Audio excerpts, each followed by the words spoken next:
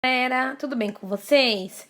Bom, gente, hoje nós vamos iniciar, né, o nosso tema, a unidade 4, que faz parte aí do nosso segundo bimestre. Então, o nosso segundo bimestre é composto pela unidade 3 e a unidade 4. Nessa unidade 4, galera, vai ser abordada aí alguns critérios, né, de características dos grupos dos seres vivos e aí as suas principais funções e formações que tem dentro de todos esses grupos de seres vivos. Então, nessa unidade 4, nós vamos começar aí com o processo da hierarquia, né? Então, com base na biodiversidade de todos os seres vivos, né? Nós entendemos aí que hoje nós temos domínios e alguns reinos, e nós vamos entender de onde que surgiram, né? Quem foi esse ancestral? Quem foi o primeiro grupo que deu origem aí a todos os outros seres vivos? Então, nessa página 4 e 5, nós temos aí algumas imagens que representa aí alguns grupos específicos que aborda aí a biodiversidade de todos os tipos de formas de vida que existe hoje na Terra. Então, vocês vão ter aí essas imagens, tem um pequeno texto aonde vocês vão estar respondendo aí as questões 1, 2 e 3, tá bom, galera? Ela é pessoal, então são respostas pessoais que vocês vão estar colocando aí nessa página 5. Na página 6, nós vamos falar sobre os processos de níveis de organização da vida. Então, automaticamente, hoje na Terra, nós temos aí uma biodiversidade imensa, aonde eu tenho uma riqueza de espécies inúmeras, né? Aonde cada um tem sua característica, a sua formação, o seu processo, né, de distribuição, até mesmo de algumas características pessoais, que eu consigo estar fazendo essa distinção e analisando esses processos. Então, automaticamente, nós temos aí, gente, uma série de espécies, aonde algumas têm características em comuns com as outras e outras não têm tanta característica em comum, não tem praticamente afinidade, e aí vai formando-se o reino e vai criando essa biodiversidade enorme que nós temos, que nós chamamos aí, gente, que é um processo de que vai dar origem aí às coleções biológicas. Então, nós temos na imagem 6 aí, gente, alguns tipos de amostras de alguns grupos que pertencem aí, gente, aos grupos dos seres vivos e que é possível até mesmo encontrar em museus aí esse processo de origem, formação de ancestrais em comuns de alguns grupos que nós conhecemos hoje no nosso cotidiano, no nosso dia a dia.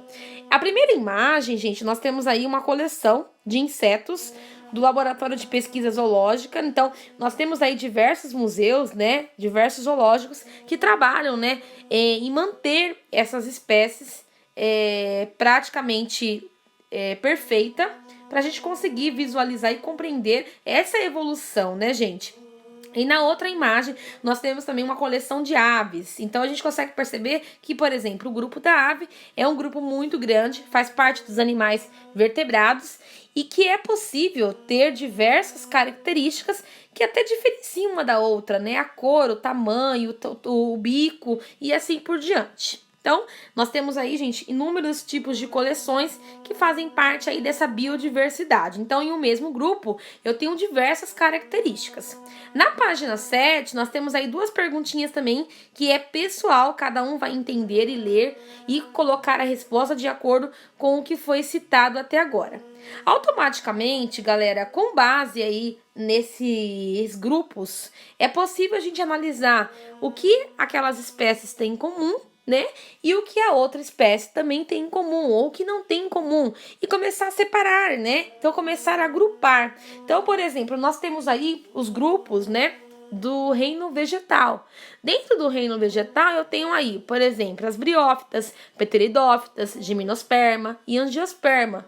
Cada vegetal vai ser diferente um do outro, então eu vou agrupando cada vegetal de acordo com as características que ele tem em comum com o outro vegetal.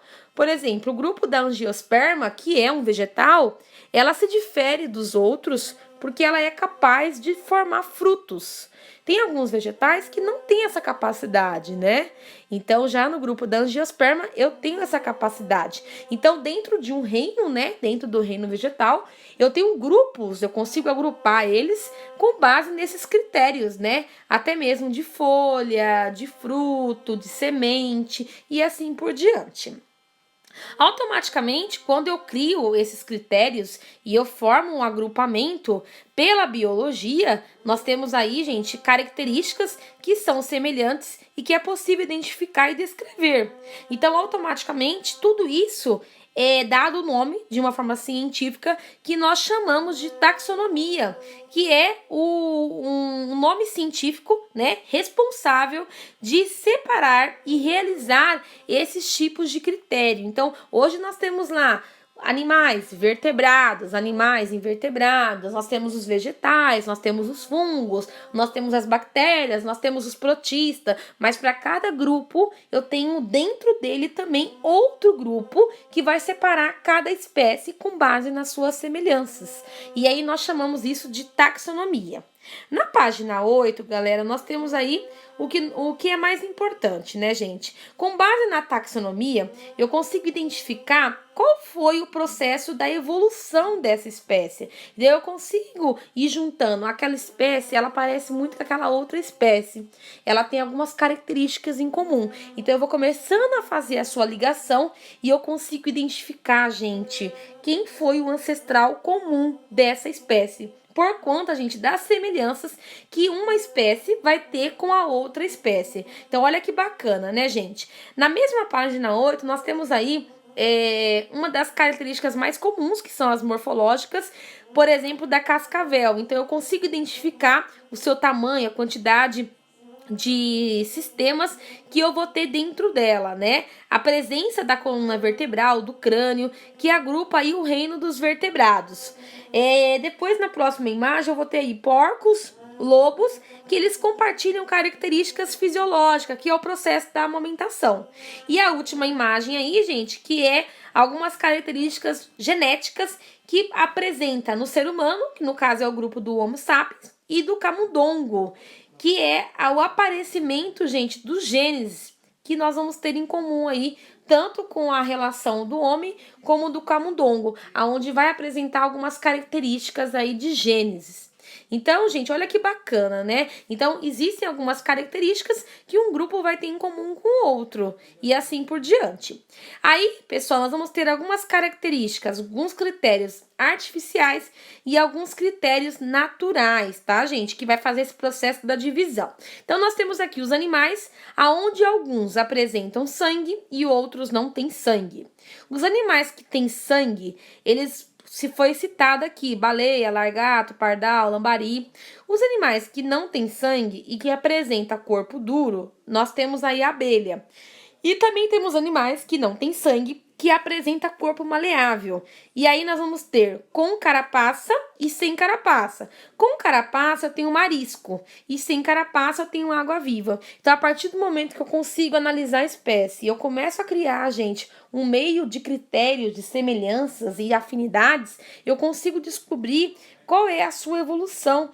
Qual é o processo, gente, da onde ele surgiu, da onde ele veio, né? Então, olha que bacana.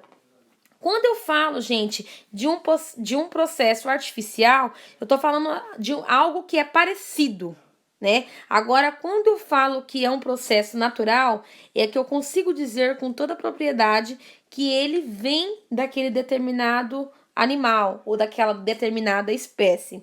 Então, existem alguns padrões específicos aonde me permite, né, determinar a sua hierarquia. E aí nós temos um documento da página 9, que ela foi impressa em 1758, aonde ele aborda esse processo, gente, da separação, da divisão hierárquica, né, aonde Linneu ele distribuiu aí, gente, em reinos, né? Que lá na frente nós vamos falar um pouquinho deles. Então, ele foi o responsável de criar essa taxonomia, aonde ele separa os animais. Então, eu tenho animais aquáticos, eu tenho animais terrestres, eu tenho bactérias, eu tenho cianobactérias, eu tenho fungos, eu tenho protozoários, eu tenho algas. Então, ele permite fazer essa separação, para que não fique tudo no mesmo grupo, sendo que eles têm diferenças, tá bom? Na página 10, gente, nós temos aqui uma atividade que dá para vocês fazerem, tá? Só que no caso, gente, o procedimento ideal é que seja feito com 4 pessoas, tá? Só que no caso de vocês podem fazer só vocês e também chamar um irmão, uma irmã, um pai e a mãe para estar participando, tá bom? Mas caso não tenha, vocês mesmos podem fazer essa atividade, tá? Então, automaticamente, é uma atividade que faz eu criar esse processo, gente, de análise desses materiais, tá bom, galera? Então, por hoje, nós vamos terminar aqui nessa página 10. Na nossa próxima aula, na nossa próxima videoconferência, nós vamos falar, gente, sobre essas categorias taxonômicas, tá bom? Muito obrigada, gente, e até a semana que vem.